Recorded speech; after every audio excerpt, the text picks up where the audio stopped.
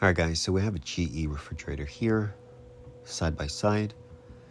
Now, if you're a tech, I want you to kind of just pay attention to some of these symptoms.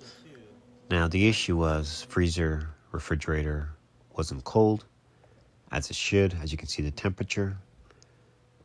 Right there, we're doing is making sure the light is staying off when you close the door. A lot of times when you have an issue, the light can cause temperature to rise. Lint, dirty condenser, can also contribute to that. So these are all the things you need to pay attention to when you're on a call and the issue is a not so cold unit. And obviously you got to pay attention to the condenser cover, the evaporator. If there's no ice in the evaporator, you want to go to the back of the fridge, take the cover off, take a look, make sure that the fan is operating. Now, each unit's different models will have their condenser coil in different places. This GE, it is underneath. It's an older unit. Newer GE model is going to have the condenser coil in the back. And it's going to be like a jelly roll. Now, as you can see, we're in the back of the unit and the condenser fan is not turning. So, we have a bad condenser fan. Normally, not always. Now, and many times, I'm able to get that fan rolling and you're good to go. Sometimes you just have to replace it. So, but before you replace it, you want to make sure that you're getting power going to the wire, going into the fan before you just start replacing parts. You don't just assume that it's not working.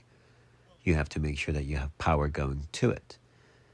If this was a board-controlled unit, you would verify that you're getting the proper voltage, whether it's DC volts or AC, and you would verify that before you replace the fan.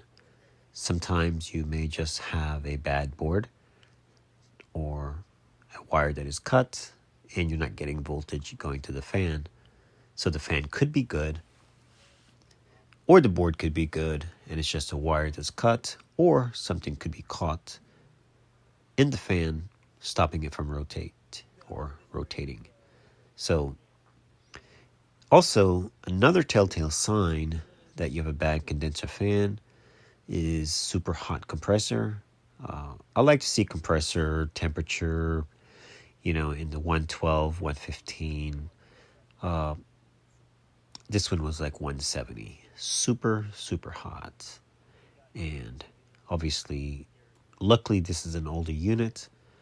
Their compressors are definitely built better, more hardy, and, can take more of an abuse. So if you run into this situation, obviously you'll verify that the fan is at fault. You would replace the fan, and you probably should replace the start device as well, just because you have increased the temperature so much that, and the unit was pretty old. Customers wanted to keep it, so we're going to do the replacement of those parts. So here I'm going to try and get that fan to rotate. Now, that's something you can do. Just be careful. When you rotate, you want to rotate in the direction of the fan rotation. And sometimes you can use a little bit of WD-40, and that will help in getting things rolling.